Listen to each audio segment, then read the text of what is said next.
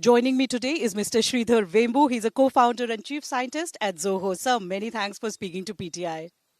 Thank you for coming and Vanakkam, Namaste. Welcome to Kumbakonam. Thank you so much. Beautiful settings and a big day of announcements for Zoho. Let's start with the announcements today. Zoho ERP, you're unveiling it from Kumbakonam, taking over global players right from the rural heartland of Tamil Nadu. What is the gameplay and, why is it important for the company and indeed for the country to do this? So if you look at ERP, Enterprise Resource Planning, that is like the guts of operations of a company, manufacturing or finance or retail, any of this. The guts of the software stack, the stuff that employees use daily, that's one side, that we already have. Then this is like all the back office and all of that stuff that makes the company run. That software is, until recently, it's not prepared for this hyper-connected, AI-rich world that we have today. For example, banking, all of these are an afterthought in that software. So we want to come in with all pre-integrated, ready to go, and fully connected. And that is the software we are unveiling. That is our Zoho ERP.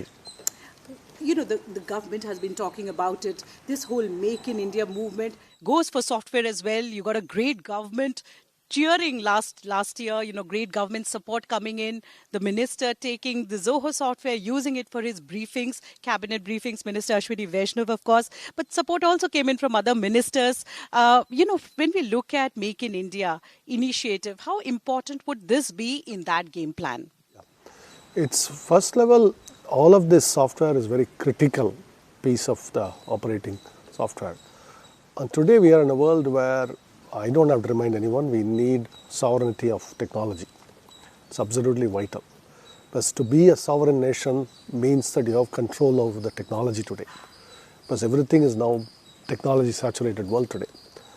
And this ERP is very crucial software for business to run, and the sovereignty is very important. And that's why this, and the government has taken interest, because we are in Atmanirbhar, it's part of the whole Atmanirbhar Bharat agenda. And we are very happy to play our role in this. I want to come back to the whole suite now that you have Zia LLM and Aratai and so many others. But let's take today's announcement, the ERP suite that you're launching. What sets it apart from what we have today in the market from the global players? You're, of course, taking the might of global players as well with this. What went in the back end on R&D, and how is it, how does it set, how is it different, from other softwares which are available in the market today? If you look at legacy ERPs, they've been around 30, 40 years, and they're not built for this hyper-connected. The banking integration is an afterthought. All of the payments, all of the taxation, all of this is afterthought. They're bolted on. And here we are in a rapidly evolving economy with the GST and UPI and all of these. These are an afterthought and bolted on for other players. Here they are natively integrated. They are there from the get-go. So that's important. And the second is this software tends to be very bloated and expensive. And years of implementation, over 50% of ERP implementations actually fail. And here we are talking about weeks, months, rapid implementation, and we guarantee it. So these are all important for Indian enterprises. This is only for the domestic market, or is it going to be for global markets as well? And there, how important is a financial muscle when you are, up against the might of global software players? What we are announcing today is for the Indian market specifically, but we do have plans on progressively unveiling it around the world. It is exactly like how we have done it in our accounting software and others, because there have to be very country-specific additions. We don't want to treat any particular thing as a bolt add-on. So we want to natively build for each country's tax systems and payment systems, all of it. So each country will be unveiling the ERP edition. But first we are announcing for Bharat. Which are the which are going to be the low-hanging fruits in terms of sectors and industries which you see would be the first to adopt this?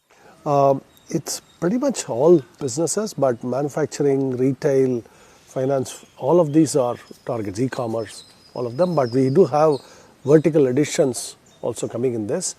But it is meant to be really a general ERP system very customizable. It's a platform. That's how we have built it. Mr. Vembu, is it also going to be more affordable? And can you also talk about the security? Because one thing that really bothers everyone about software are, secret backdoors, which possibly transfer data somewhere else unintended, but, users sometimes, leading to user harm and some sort of, manipulation of that data as well. It's been in the priority list of the government to ensure that Make in India software is also, obviously more secure. Could you talk about the security aspect of having, Swadeshi ERP? Yeah. So we go through extensive security validation. We have vast experience in this arena because we have software that is exposed in the cloud. We are an experienced cloud software vendor. So we take security very seriously. We have actually a lot of in-house security experts and security tooling. In fact, security itself is software security itself is a growing market for us in our other division managed engine. So that is our stance on security, and we also are very strongly privacy-centric company. We comply with all the regulations on privacy. In fact, we go above and beyond. We take the most stringent regulations in the world and apply it everywhere. We comply with that so that we never want to expose customer data to anyone, all of that. So that is our stance. We have an excellent track record on it, and so Indian enterprises can depend on us. Is it also going to be available for government use? Yes, it is also public sector and government use as well. And is it going to be more affordable from what is available in the market today? It is definitely going to be much more affordable, just as in keeping up with the overall Zoho promise. We offer a lot more value, backed with excellent support and rapid implementation cycle, a very good partner network, rapidly growing partner network across India. So all of that comes with it.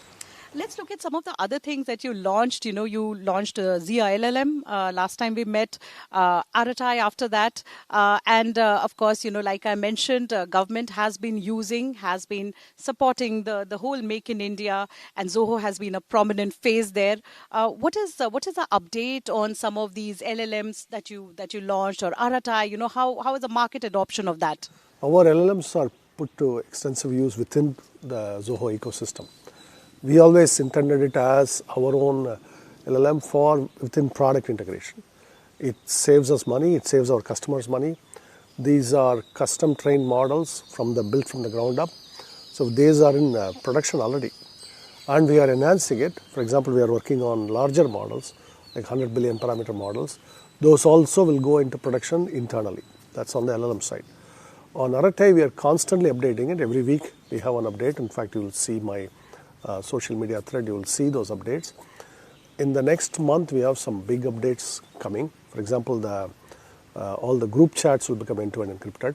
The individual chats already are. The group chats will also be end-to-end encrypted. And then we have some more integrations coming. With all of that, we'll have a big launch. So that's also there. So I want to emphasize, everything we do, we have a very long-term orientation. That's true for LLMs, that's true for Aratai, all of it. We have teams working on it constantly.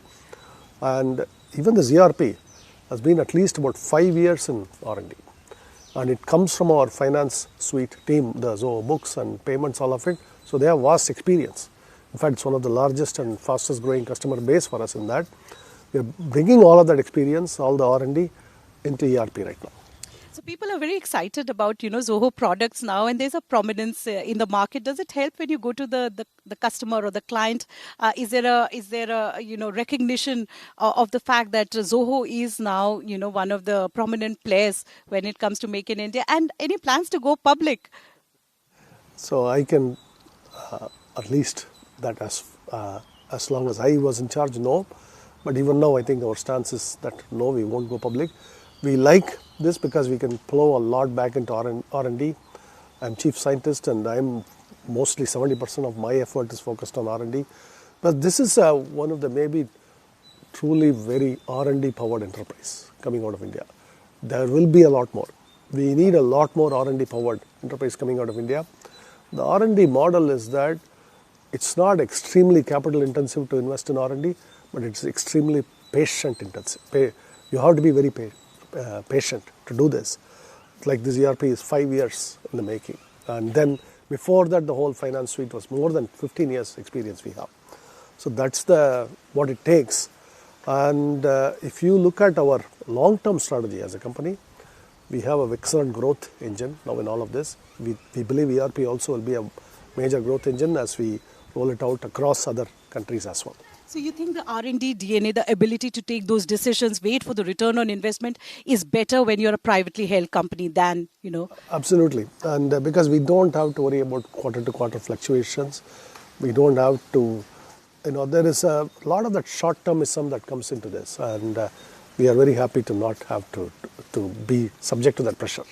Mr. Vembu, you've been an independent thinker, a thought leader, of course, and I want to pivot to one or two things that are, very big for the nation. One, of course, is this global trade and tariff uncertainty, the visa-related developments, whether it's fee hike or social media vetting. Everybody is worried about the future of Indian IT industry, Indian software industry as we know it. What are your thoughts on that? In fact, the GCCs are booming, Global Capability Centers. So all of the global companies are here and they're expanding in a big way. In fact, just last week some big announcements happened, right? So the India story of talent continues. It's going to continue. It's demographics, our educational systems, all of it, and our infrastructure, policies, all of the mix is powering it. Now on the visa, actually as a patriotic Indian, I hope that our talent stays in India and works here and pays taxes here. So I'm actually happy that, maybe other countries don't want us, then our talent can get to stay here. That's the honest truth. So it is, and also it's concerning that in the US now we are seeing attacks on Indians, all of that, which means that I reiterate what I have said before. Our talent should come back to India. This is home.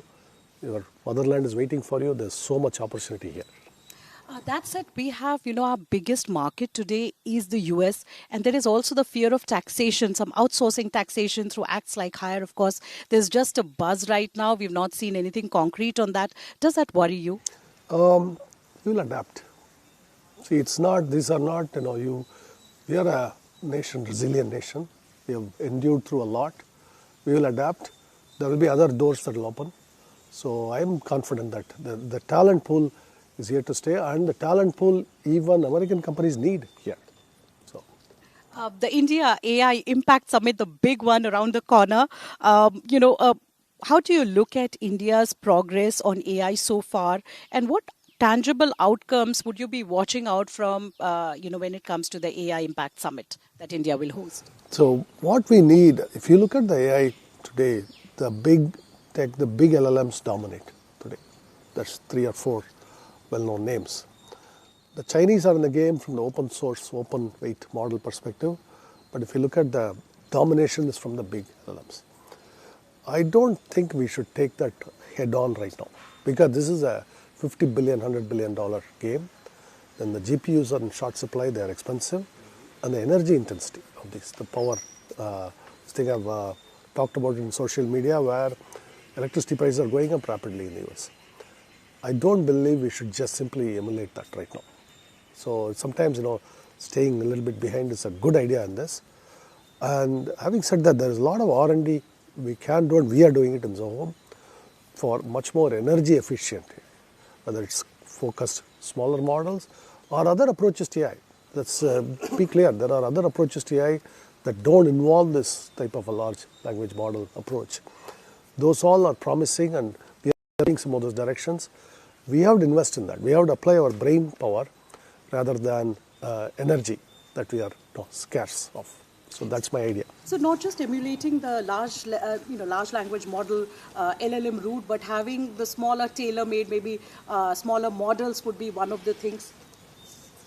Would be one of the things that India could do. The other approaches to AI, you said alternate approaches to AI. What could those be for India? Yeah. So if you look at one of the most economically useful use of AI is for code generation, software development.